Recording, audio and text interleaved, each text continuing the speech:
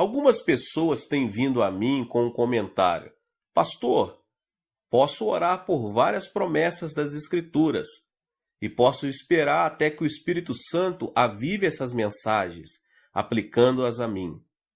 Mas como é que posso conseguir rema na escolha de um marido ou de uma esposa?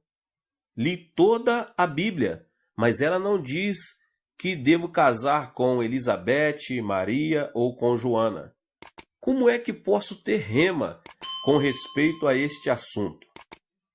A Bíblia tampouco diz onde devo estabelecer minha residência, se no Rio de Janeiro, Buenos Aires, Los Angeles ou em Berlim.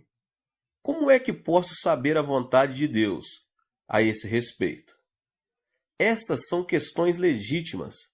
Permita-lhe dar-lhes os 5 passos que uso a fim de saber a palavra rema acerca de questões específicas. O primeiro passo é colocar-me em ponto neutro. Não ir nem para frente nem para trás. Permanecer completamente calmo. Então espero no Senhor, dizendo: Senhor, eis-me aqui. Ouvirei a tua voz.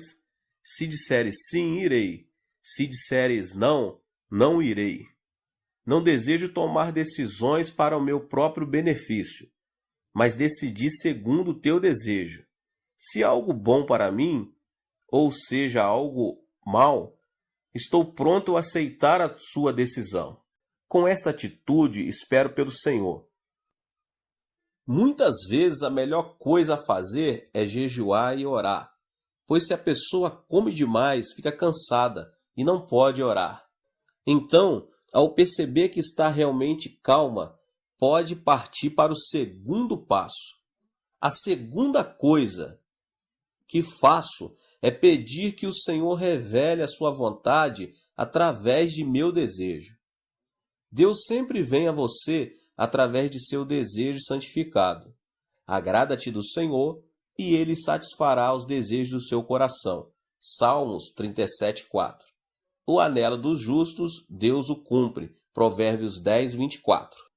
Por isso digo que tudo quanto em oração pedirdes, crede que recebereis, e será assim convosco. Marcos 11:24. Desejar é, pois, um dos pontos focais de Deus.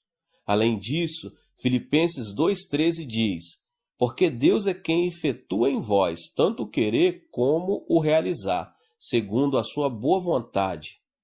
Através do Espírito Santo, Deus coloca em seu coração o desejo, levando você a desejar a fazer a vontade dele. Portanto, faça a seguinte oração: Senhor, agora dá-me o desejo segundo a tua vontade. Ore e espere no Senhor, até que Deus lhe dê o desejo divino. Ao orar, muitos desejos lindos fluirão à sua mente. Tenha a paciência necessária para que também os desejos de Deus lhe venham à mente. Não se ponha de pé dizendo: já tenho tudo, e em seguida saia correndo. Espere na presença do Senhor um pouco mais. Satanás também pode dar desejos, mas também os desejos podem surgir de seu próprio espírito ou ser dados pelo Espírito Santo. O tempo sempre é uma prova. Se esperar com paciência, seu próprio desejo e o desejo de Satanás tornar-se-ão cada vez mais fracos, mas o desejo do Espírito Santo cada vez mais forte. Por isso espere e receba o desejo divino. Depois de meu desejo tornar-se claro, então dou o passo 3. Comparo esse desejo com o ensino bíblico. Certo dia uma senhora veio a mim, emocionada, dizia: pastor, vou contribuir com uma grande soma para o seu ministério. Louvado seja o Senhor, exclamei. Assenta-te e conta-me a respeito disso. Tenho um desejo fantástico de entrar para o mundo dos negócios. Fiquei sabendo de uma boa empresa e se entro nela vou ganhar muito dinheiro. Que tipo de negócio é? Tenho um desejo ardente de monopolizar o mercado de cigarros. Tabaco, o Senhor percebe. Esqueça-se disso, disse a ela. Mas tenho desejo, disse ela, um desejo ardente, como o Senhor sempre pregou. Esse desejo procede de sua própria carne, respondi. Já examinou a Bíblia a fim de verificar se o que estará fazendo é certo? Não. Seu desejo deve ser aprovado pelas Escrituras, instruía. A Bíblia diz que somos templos do Espírito Santo. 1 Coríntios 6:19. Se Deus desejasse que seu povo fumasse, ele teria feito nosso nariz de maneira diferente. Chaminés devem dar para cima e não para baixo. Pense no nariz, aponta para baixo e não para cima. O propósito de Deus não era que fumássemos, porque nossa chaminé aponta para baixo. A habitação do Espírito Santo é seu corpo. Se o poluir com fumaça, então estará poluindo o templo do Espírito Santo. Seu desejo está fora da vontade de Deus. Seria melhor que simplesmente se esquecesse desse novo negócio. Certo homem veio a mim dizendo: Pastor, fiz amizade com uma linda mulher, uma viúva. Ela é terna, linda e maravilhosa. Ao orar, tenho um desejo ardente de me casar com ela. Mas também tenho minha mulher e filhos. Olha, respondi, esqueça-se disso, porque tal coisa procede do diabo. Oh, não é do diabo, discordou ele.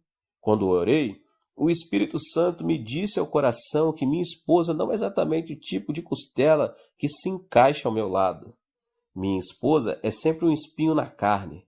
O Espírito Santo falou dizendo que essa viúva é minha costela perdida, que se encaixará perfeitamente ao meu lado. Disse-lhe eu, isso não procede do Espírito Santo, vem do diabo. Muitas pessoas cometem esse tipo de erro. Se orarem contra a palavra escrita de Deus, então o diabo falará. Disse-lhe eu, isto não procede do Espírito Santo, isso vem do diabo. Muitas pessoas cometem esse tipo de erro. Se orarem contra a palavra escrita de Deus, então o diabo falará. O Espírito Santo jamais contradirá a palavra escrita de Deus. Esse homem não me deu ouvidos, divorciou-se de sua mulher e casou-se com a viúva. Agora é o mais infeliz de todos os homens. Descobriu que sua segunda costela era ainda pior do que a primeira. Todos os nossos desejos devem, portanto, serem examinados à luz das Escrituras. Se você não possuir a autoconfiança de fazer isso, então vá ao seu ministro ou pastor. Depois de examinar o desejo à luz da palavra, dos ensinamentos de Deus, então eu estou pronto para o quarto passo: pedir um sinal de Deus, tirado de minhas circunstâncias. Se Deus verdadeiramente falou ao coração, então poderá dar-lhe um sinal no mundo exterior. Quando Elias orou 7 vezes pedindo chuva, recebeu um sinal do céu.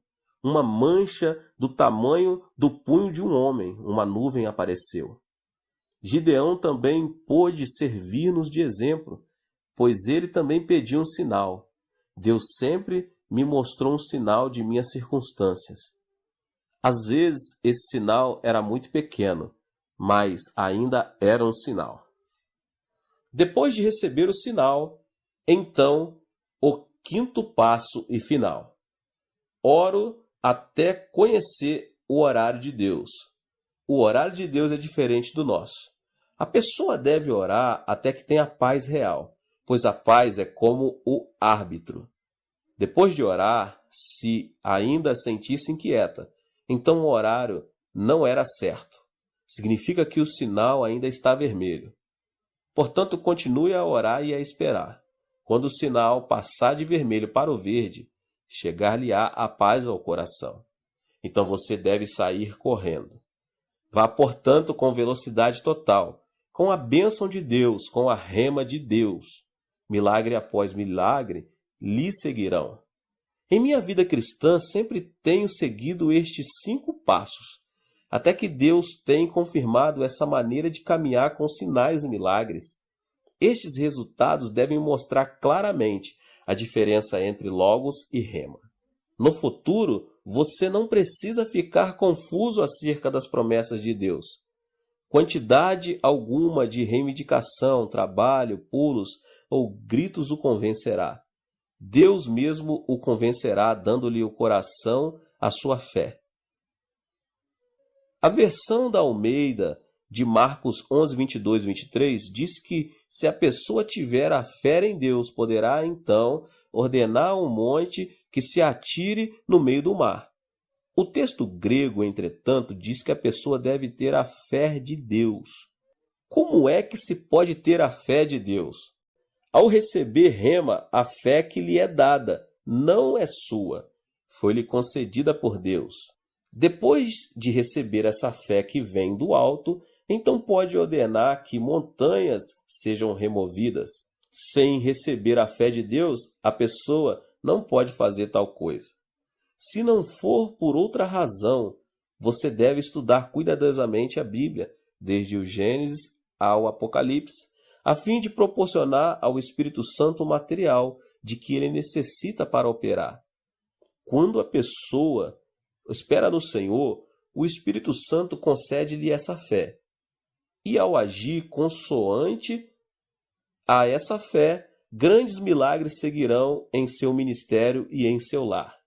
Portanto, espere no Senhor, jamais será isso um desperdício de tempo. Quando Deus lhe fala ao coração, ele pode, e em segundo, fazer coisas muito maiores do que você poderia fazer no ano todo. Espere no Senhor e verá grandes coisas realizadas por seu intermédio.